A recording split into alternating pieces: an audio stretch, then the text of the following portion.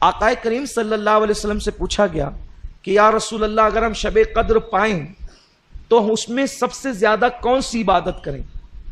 اللہ کو اس رات کون سا عمل سب سے زیادہ پسند ہے؟ تو اللہ کے حبیب صلی اللہ علیہ وسلم نے فرمایا اگر وہ رات تمہیں مل جائے تو کثرت کے ساتھ دعا کرنا، کیونکہ اس رات اللہ کو دعا بہت پسند ہے۔ حضرت اماں عائشہ صدیقہ نے پوچھ لیا یا رسول اللہ دعا تو کریں، کون سی دعا زیادہ کریں، وہ بھی سکھا دیں۔ تو آقا نے فرمایا کہ یوں کہو اللہم انک عفو کریم تحب العفو فاعف عنی، اللہ تو عفو ہے، تجھے معاف کرنا بہت پسند ہے، سو تو ہمیں معاف فرما دے۔ اس رات توبہ کرو کثرت کے ساتھ، ہو سکے تو صلاۃ التسبیح کا اہتمام کرو، ہو سکے کچھ نوافل پڑھو، اور جب رات کا آخری پہر آ جائے تو پھر دعا میں مصروف ہو جاؤ، اور ہو سکے تو سحری تک دعا کا اہتمام کرو، کیونکہ یہ رات جاگنا اپنے مقدر کو جگانا ہے۔ جو اس رات کو جگ گیا وہ 80 سال عبادت میں آگے ہو گیا۔ اور خاص طور پر بہت اہم بات عرض کرنے جا رہا ہوں، جتنی عبادتیں بھی آپ کرتے ہیں اللہ اس کو قبول کر لے تو اس پر انعام کیا ملتا ہے؟ جیسے کسی نے حج کیا تو حج کرنے والے کے سارے گناہ معاف ہو جاتے ہیں، وہ ایسے پاک ہو جاتا ہے جیسے ابھی اپنی ماں کے پیٹ سے پیدا ہو۔ اسی طرح جمعہ کی نماز پڑھ کے جانے والا ہفتے بھر کے سارے گناہ معاف ہو جاتے ہیں۔ اسی طرح رمضان شریف کے روزے رکھنے والا گزشتہ رمضان شریف اور اس رمضان شریف کے درمیان جتنے گناہ کیے تھے اللہ سب معاف کر دیتا ہے، سارے گناہ معاف ہوتے ہیں۔ لیکن شب قدر کی ایک انفرادی خصوصیت یہ ہے جو حج میں بھی نہیں ہے، بڑی ذمہ داری سے کر رہا ہوں، جو حج میں بھی نہیں ہے، جو رمضان شریف کے روزوں میں بھی نہیں ہے۔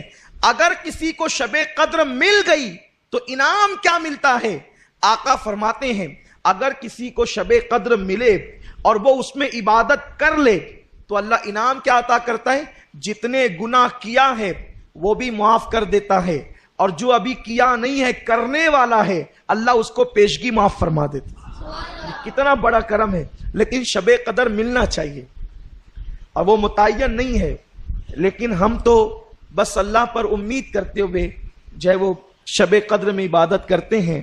اللہ فرماتا ہے خیر من الف شہر، یہاں تک آپ نے سنا، اب یہ 1000 مہینوں سے افضل ہے، برابر نہیں افضل ہے۔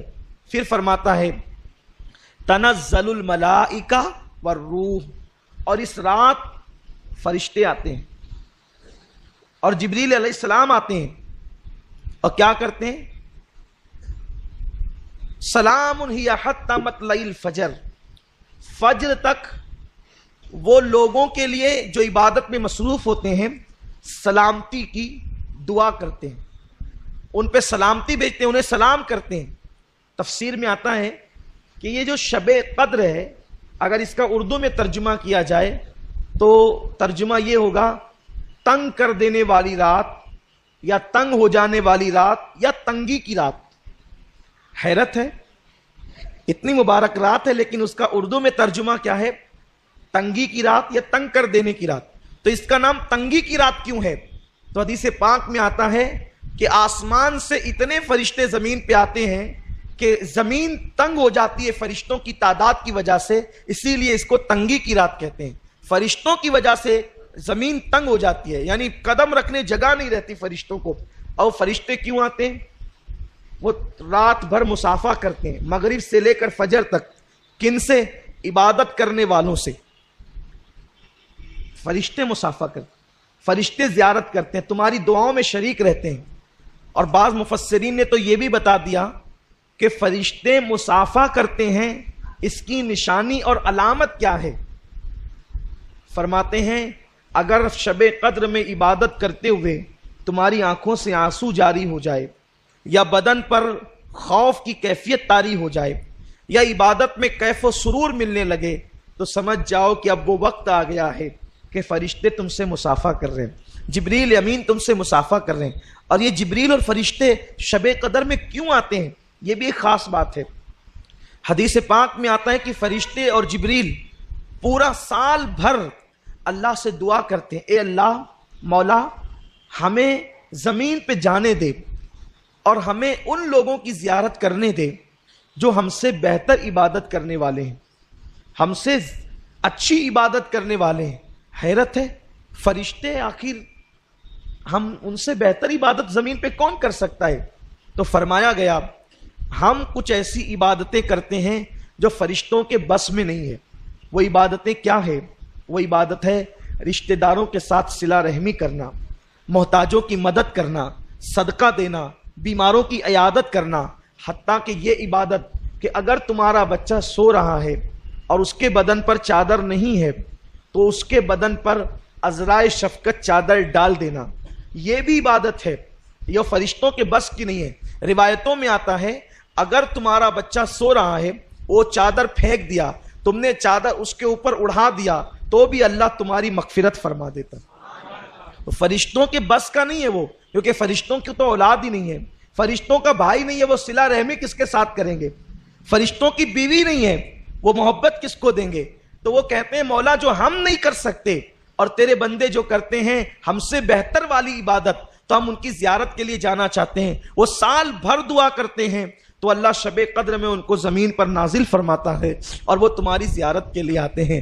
انسان تو کتنا خوش نصیب ہے، اگر تو صلہ رحمی کرے، لوگوں سے پیار کرے، اگر تو لوگوں سے محبت کرے تو تیرا مرتبہ کتنا بڑھ جاتا ہے کہ اللہ کے معصوم فرشتے تیری زیارت کے لیے آتے ہیں، تجھ سے مصافحہ اور تجھے سلام کرنے کے لیے آتے ہیں۔ پیارے آقا صلی اللہ علیہ وسلم کے پیارے دیوانوں، آج لیلۃ القدر ہے، انشاءاللہ اللہ نے چاہت۔ اور شب قدر کب ہوتی ہے؟ ایک راز ہی کھول دوں تاکہ پتہ چل جائے۔ فرمایا صوفیاء کرام نے کہ جس رات تو دل کی گہرائی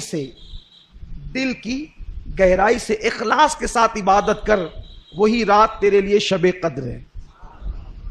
شب قدر میں بھی سوتا پڑا رہے تو کیا ملے گا؟ شب قدر میں گناہ کرے تو کیا ملے گا؟ شب قدر میں ہاتھ باندھ کر نماز میں کھڑا رہے اور تیرا دل و دماغ کاروبار میں رہے تو کیا ملے گا؟ اور اگر تو نے 2 رکعت نماز کسی رات میں دل کو حاضر کر کے اس کی محبت میں پڑھ لیا تو وہی تیرے لیے شب قدر ہے۔ اس لیے آج کی رات ہمیں عبادت میں گزارنا ہے، اور میں بھی چاہتا ہوں کہ حالانکہ علم دین سیکھنا سکھانا یہ نفل عبادتوں میں بہت بڑی عبادت ہے، لیکن ہم نے اپنی محفل کر لی ہے، اور کل پرسوں بھی محفلیں ہوگی، زندگی رہے گی تو بیانات کی محفلیں ہوتی ہی رہے گی۔ تو میں یہ چاہتا ہوں کہ ہم اور آپ اپنی ضروریات سے فارغ ہو کر پھر سے مسجد میں آئیں۔ ٹھیک 1 بجے انشاءاللہ ہم جو ہے وہ قیام اللیل کی تیاری کریں گے، اور اس کے بعد تھوڑی دیر قیام کرنے کے بعد اللہ جتنی توفیق دے اتنی عبادت کرنے کے بعد پھر ذکر ہوگا، اور خاص طور پر تصور مدینہ میں دعا ہوگی۔ انشاءاللہ تصور مدینہ میں جو دعا ہوگی وہ کیبل پہ نشر کی جائے گی، تاکہ جو خواتین عورتیں ہیں وہ اس دعا میں شریک ہو سکے اور اس دعا کی برکتوں سے مالا مال ہو سکے۔ اللہ تعالیٰ مجھے آپ سب کو شب قدر کی برکتوں سے مالا مال فرمائے، اور اللہ تعالیٰ ہمیں پوری رات کثرت کے ساتھ عبادت کرنے کی توفیق عطا فرمائے۔